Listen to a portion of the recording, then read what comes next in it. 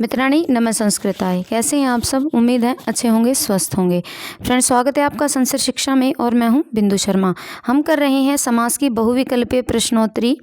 इसकी 5 कक्षा हम पहले कर चुके हैं, जिसमें हम अव्ययभाव, तत्पुरुष और कर्मधारय, ये समास की बहुविकल्पीय प्रश्नोत्तरी हम कर चुके हैं और हम बचे हुए समास की करने जा रहे हैं।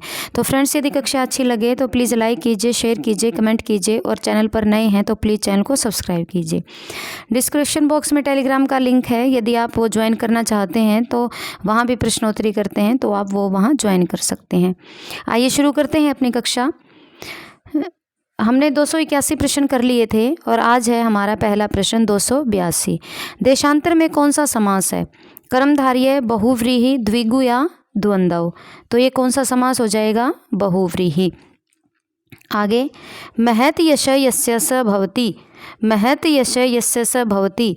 महायश, महत् यश, महायस्कः या महत् सस्कः। तो ये क्या हो जाएगा? ये हो जाएगा महत् यश यस्य स भवति, ये हो जाएगा महायस्कः। आगे 284, किस समास में उभय पद प्रधान होते हैं? कर्मधारय, द्विगु, द्वंद्व या तत्पुरुष। तो ये किस में होते हैं? ये होते हैं द्वंद्व में। उभय पद प्रधान कौन सा होता है? द्वंद्व। उभय पद प्रधानों का समास है बहुव्रीहि, अव्ययभाव, तत्पुरुष या द्वंद्व। तो कौन सा होता है? ये होता है द्वंद्व। आगे, पूर्व एवं उत्तर दोनों पदों के अर्थ की प्रधानता में किस समास में होती है? पूर्व एवं उत्तर दोनों पदों के अर्थ की प्रधानता किस समास में होती है? अव्ययभाव, तत्पुरुष, द्वंद्व या बहुव्रीहि। तो ये होती है द्वंद्व में। 287, द्वंद्व समास में कौन सा पद प्रधान होता है? तो कौन सा होता है? दोनों पद प्रधान होते हैं। द्वंद्व समास के भेद हैं, कितने हैं? 2, 3, 5 या 1 भेद है? तो कितने हैं? 2 भेद हैं। समाहार कस्य समासस्य भेद। समाहार किसका भेद है? तो ये किसका है? द्वंद्व का। आगे, समाहार में कौन सा समास होता है? द्वंद्व, द्विगु, कर्मधारय या अव्ययभाव। तो कौन सा होता है? ये होता है द्वंद्व। आगे, समाहार द्वंद्व सदैव प्रयुज्यते। पुल्लिंगे, स्त्रीलिंगे, नपुंसकलिंगे या उभयलिंगे। तो ये किस में होता है? हमेशा समाहार द्वंद्व नपुंसक लिंग में होता है। और कौन सा समास होता है? एक जो अव्ययभाव होता है वो भी हमेशा किस में होता है? नपुंसक लिंग में होता है। आगे, एषु को द्वंद्व समास योग्य? कारक पूर्व, इतरेतर, अर्थक, अव्यय पूर्व या संख्या पूर्व। तो ये क्या हो जाएगा? 292 का हो जाएगा बी, इतरेतर अर्थक। आगे, च अर्थे द्वंद्व इति अस्मिन् च कारस्य अर्थ भवति। तो चकार का क्या अर्थ है? च अर्थे द्वंद्व में चकार है जो च अर्थे द्वंद्व, इसका क्या अर्थ है? 3, 10, 8 या 4। तो इसका क्या अर्थ हो जाएगा? 4। आगे, समासांत प्रत्यय विधायक सूत्रम न अस्ति। महत्वपूर्ण प्रश्न है। समासांत प्रत्यय विधायक सूत्रम कौन सा नहीं है? ऋक् पूर्व बब्धु पथानमक्षेः या द्वंद्वास् अचु शहान्तात् समाहारे अनश्च या द्वंद्वश्च प्राणित सूर्य सेना अंगा नाम। तो ये कौन सा हो जाएगा? ये होगा द्वंद्वश्च प्राणितु सूर्य सेना अंगानाम। 295, समाहार द्वंद्व का उदाहरण है? द्वित्रः, राजपुरुष, हस्तपादम या राम शामो। तो कौन सा हो जाएगा? ये हो जाएगा हस्तपादम। आगे, स्तोश्चुनश्चु इति सूत्रे स्तो इत्यत्र क समास। स्तोश्चुनश्चु समाहार द्वंद्व, इतरेतर द्वंद्व, तत्पुरुष या बहुव्रीहि। तो ये संधि का सूत्र है स्तोश्चुनश्चु और इसमें समास कौन सा आ जाएगा? समाहार द्वंद्व। आगे, चटकऊ में कौन सा समास है? चटकऊ में द्विगु, द्वंद्व, कर्मधारय या तत्पुरुष। तो कौन सा हो जाएगा? इसमें हो जाएगा द्वंद्व। शीतो उष्णम शब्द में समास है? अव्ययभाव, द्वंद्व, बहुव्रीहि या तत्पुरुष। तो कौन सा समास हो जाएगा? 298 में हो जाएगा द्वंद्व। पाणिपादम में समास है? कौन सा है पाणिपादम में? तो समाहार द्वंद्व। पाणिपादम अस्मिन् पदे समास विग्रह भवति। पाणि च पादौ च, पाणित च पादम च, पाणिना च पादेन च या पाणि च पादौ च। तो कौन सा हो जाएगा? 300 का हो जाएगा ए, पाणी च पादौ च। आगे, पाणी च पादौ च का सामासिक पद क्या होगा, क्या बनता है? पाणी पादौ, पाणी पादा, या पाद पाणी, या पाणी पादम। तो अभी अभी पढ़ा है हमने, ये क्या हो जाएगा? ये हो जाएगा पाणी पादम। ये यहाँ जो प्रश्न है इसमें विग्रह पूछ लिया और यहाँ विग्रह देकर इसका समासपद पूछ लिया। 302, मित्र वरुणों में समास है, तो कौन सा समास है? ई द्वे द्व सूत्र से, ईदग्ने सोम वरुणो सूत्र से, अग्ने स्तुतो स्तु सोमा सूत्र से, और देवता द्वंद्वे च सूत्र से। जो मित्र वरुणों में कौन सा है? ये हो जाएगा देवता द्वंद्वे च सूत्र से मित्र वरुणों।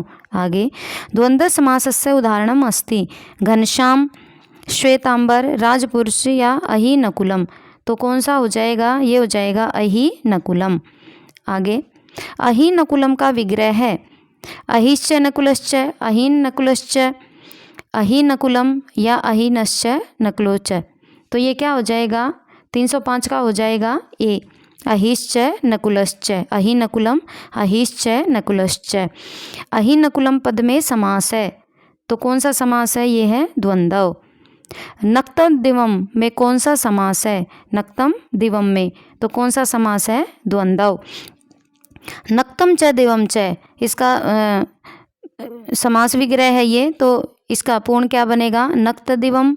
यहाँ नक्त दिवम जैसे पढ़ा है हमने, नक्तन दिवम, नक्तन दिवो हो, या नक्त दिवे, तो क्या बनेगा? इसका बनेगा नक्तम दिवम, नक्तन। आगे, चतुर्युगम भवति, चत्वारः युगा, चत्वारि युगानि, चतुर्षु योगेषु समाहारम, या चतुर्णाम युगानाम समाहार। तो ये क्या बन जाएगा? ये बन जाएगा चतुर्णाम युगानाम समाहार, चतुर्णाम युगानाम समाहार, चतुर्युगम। आगे, धव खदीरो यहाँ किस अर्थ में द्वंद्व समास है? अल्पाच तरत्वात्, अजात दंतत्वात्, ज्येष्ठानुपूर्वात्, या अव्यहित्वात्।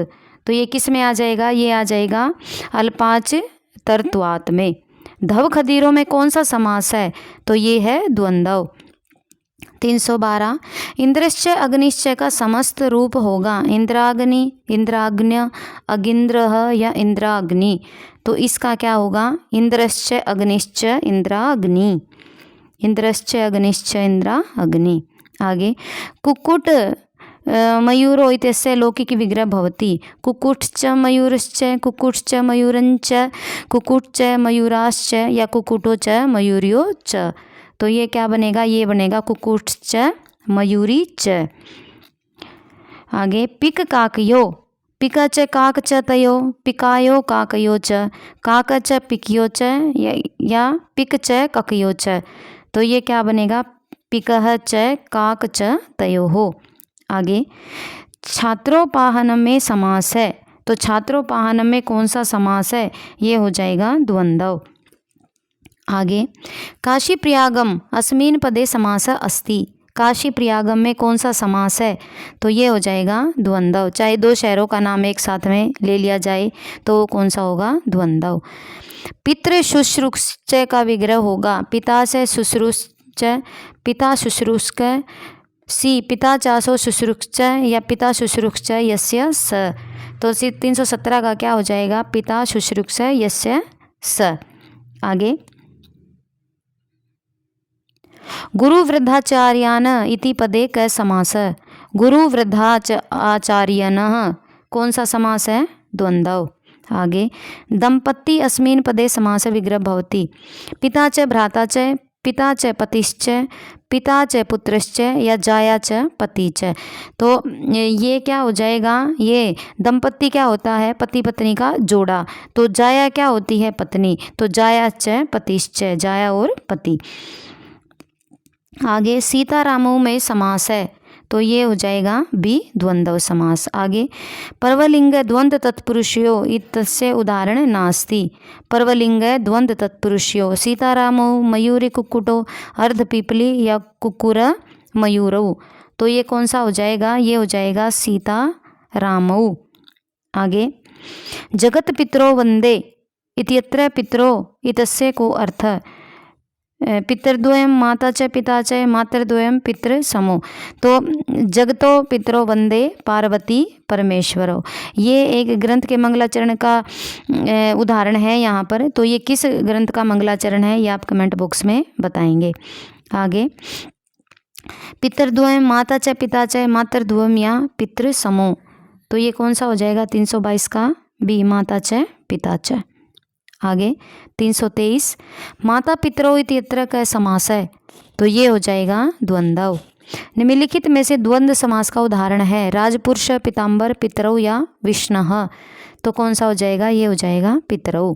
आगे पितरौ समस्त पद में कौन सा समास है, इतरेतर द्वंद्व, समाहार द्वंद्व, एक शेष द्वंद्व या केवल समास, तो ये कौन सा है, ये है एक शेष द्वंद्व समास पितरौ में। और माताश्च पिताश्च, इसमें माता पिता दोनों का क्या बनेगा पितरौ।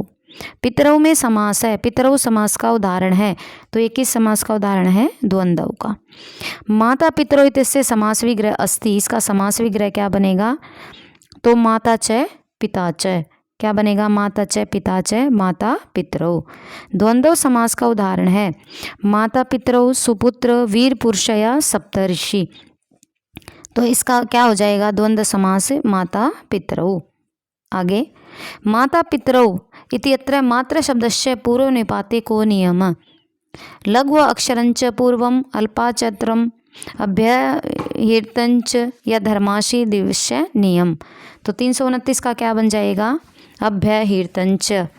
हरिहरों में कौन सा समास है, तत्पुरुष बहुव्रीहि द्वंद्व या उपर्युक्त में से कोई नहीं, तो ये हो जाएगा द्वंद्व। हरिहरो शब्द का विग्रह क्या है, हरि च हरौ च, हरिश्च हरश्च, हरि च हरौ च या हरि च हरौ च, तो क्या बन जाएगा हरिश्च हरश्च, हरि और हर।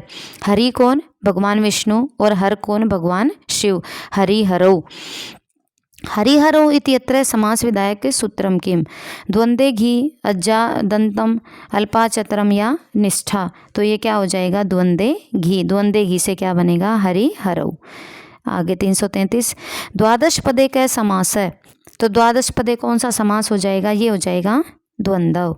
334 अल्पाचतरम इत्यस्य सूत्र उदाहरणम शिव केशवो ईश कृष्णो माता पितरौ या हरिहरौ, तो ये कौन सा हो जाएगा शिव केशवौ, शिव केशवौ। आगे देखते हैं 335 किस समास में घी संज्ञक का पूर्व प्रयोग होता है, बहुव्रीहि तत्पुरुषे द्वंद्वे या अव्यभावे, तो किस में होता है द्वंद्व में। आगे इन युग्मों में से कौन सा सही नहीं है, नीलोत्पलम दशानन राम लक्ष्मणो अव्यभाव या दिवारात्रि द्वंद्व समास है, तो कौन सा सही नहीं है, नीलोत्पलम कर्मधारी है, दशानन बहुव्रीहि है, राम लक्ष्मणो द्वंद्व होगा, यहाँ अव्यभाव है, और दिवारात्रि में द्वंद्व समास है, तो कौन सा गलत हो जाएगा सी। आगे राम कृष्णों में कौन सा समास है, एक शेष द्वंद्व, इतरेतर द्वंद्व, समाहार द्वंद्व या उपर्युक्त में से कोई नहीं, तो ये कौन सा हो जाएगा इतरेतर द्वंद्व, कौन सा राम कृष्णों। प्रश्न नंबर 338 द्वंद्व में घी संज्ञक प्रतिपादित कहाँ होता है, परम मध्य पूर्वम या अंतये, द्वंद्व में घी संज्ञक प्रातिपदिक कहाँ होता है, तो ये होता है पूर्व में। सम्मिलित तालिका चुननी है, कर्मधारय पीताम्बर, अव्यभाव त्रिभुवन, द्विगु निर्मक्षिकम और बहुव्रीहि कृष्ण सर्प, तो इसका क्या हो जाएगा जो हमें सही चुनना है, तो हम ये देखते हैं कि इनमें से कर्मधारय समास कौन सा है, तो ये हो जाएगा कर्मधारय का हो जाएगा कृष्ण सर्प, कर्मधारय का हो जाएगा कृष्ण सर्प, और अव्यभाव हो जाएगा निर्मक्षिकम, द्विगु हो जाएगा त्रिभुवनम, और बहुव्रीहि हो जाएगा पीताम्बर। तो ए का 4, इसका 3, स का 2 और द का 1, तो ये कौन सा ऑप्शन हो जाएगा, ये हो जाएगा ऑप्शन डी। आगे देखते हैं अधस्तन युग्मा नाम समीचीन तालिका चिनुत। स हरि कंठे काले पाणिपादम अनश्व न तत्पुरुष द्वंद्व अव्यभाव्या बहुव्रीहि। तो ये हमें क्या करना है, सही चुनना है। तो स हरि इसका हो जाएगा अव्यभाव और इसका हो जाएगा कंठे काल, कंठे काल का हो जाएगा बहुव्रीहि। पाणिपादम का हो जाएगा द्वंद्व और अनश्व का हो जाएगा न तत्पुरुष। तो इसका ऑप्शन हो जाएगा डी। आगे पदानाम विग्रम लिखता है न आन्द्यन्ते है नंद अंते तस्मिन नान्द्या अंत तस्मिन नंद्या च तत् अंते या नंद च अंते तस्मिन। तो क्या बन जाएगा, ये बन जाएगा ऑप्शन नंबर बी नान्द्या अंत तस्मिन। त्वक प्रत्यारोपकः इसका क्या होगा, त्वच प्रत्यारोपकः, त्वक प्रत्यारोपकः, त्वक प्रत्यारोपकः या त्वचम प्रत्यारोपकः। तो ये क्या बन जाएगा, त्वच प्रत्यारोपकः। 343 गौरव गाथाम, गौरव गाथा ताम, बी गौरवस्य गाथा ताम, सी गौरव गाथा ताम या डी गौरवे गाथा तानी। तो 343 का क्या बन जाएगा, गौरवस्य गाथा ताम। आगे वर्तमान काले, वर्तमान काले का क्या बनेगा, वर्तमान कालतानी, वर्तमान कालताम, वर्तमान काल तस्मीन या वर्तमान काल इति। तो इसका क्या बनेगा 44 का वर्तमान काल तस्मीन। आगे स्वाधनस्य ए स्वम स्वस्य वा अध्ययनम तस्य, बी स्वयं स्वस्य वा अध्ययनस्य तस्य, सी स्वयं स्वयं व अध्ययनत तेषाम या डी स्वस्य स्व अध्ययनत तस्मिन। तो ये क्या बनेगा, ये बनेगा ए स्वयं स्वस्य व अध्ययनम तस्य। महत्वपूर्ण है, दोबारा देख लेते हैं।